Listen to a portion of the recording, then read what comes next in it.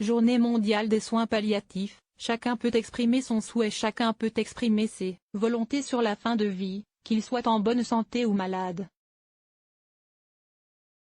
Mais les droits dans ce domaine sont encore peu connus, comme les directives anticipées.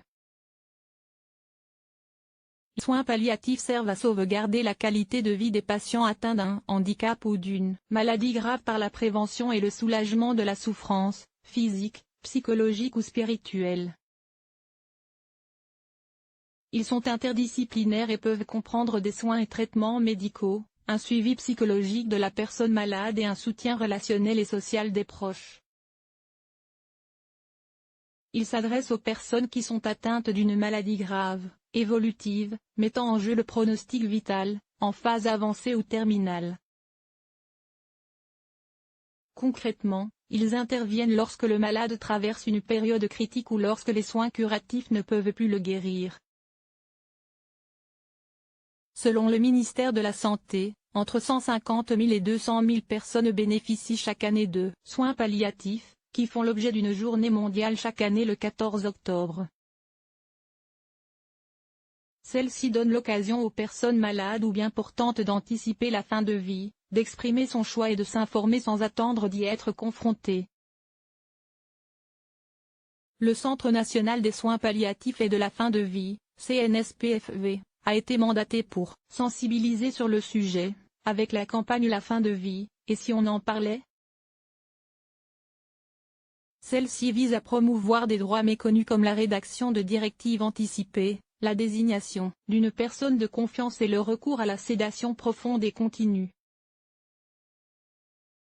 Le refus de l'obstination déraisonnable. Tous ces dispositifs répondent à une volonté forte de permettre à tous les Français qui en expriment le souhait, et lorsque cela est possible, de vivre leur fin de vie chez eux.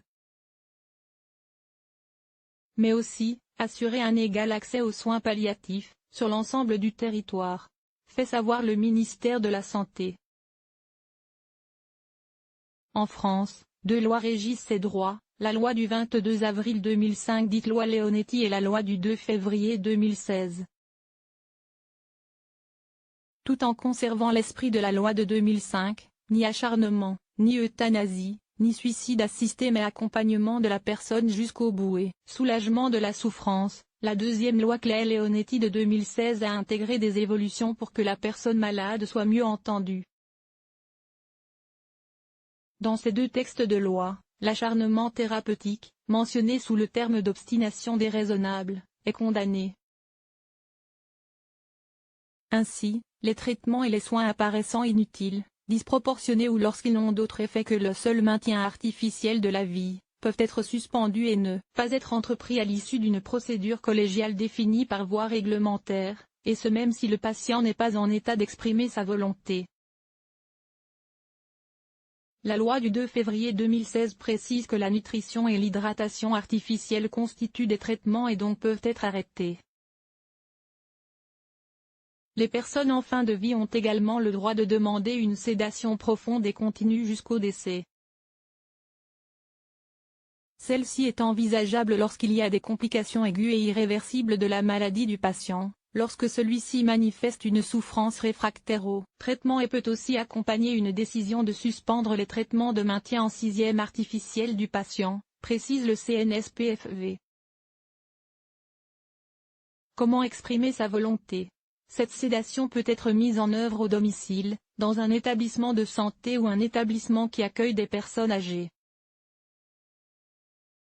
La personne peut faire cette demande par elle-même ou à travers ses directives anticipées, sinon cette décision revient en dernier recours à une procédure collégiale.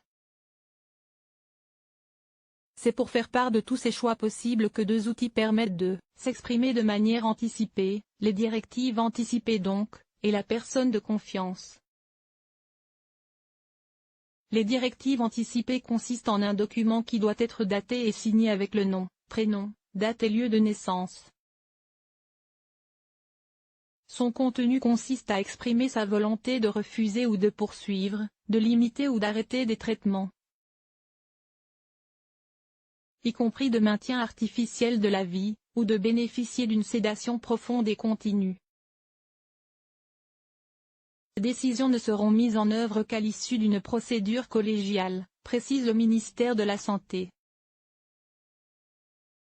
C'est notamment dans le cas d'une maladie grave et évolutive que le médecin peut suggérer de les rédiger, sachant qu'il est possible de changer d'avis à tout moment. Le choix d'une personne de confiance permet quant à lui de manifester sa volonté si la personne n'est plus en mesure de le faire. Elle représente le patient et essaie de se rapprocher au plus près de ce qui aurait été sa volonté en matière de soins et d'actes médicaux. L'ensemble de ces droits est encore trop méconnu car 9 Français sur 10 ne les connaissent pas, ainsi que la loi de février 2016.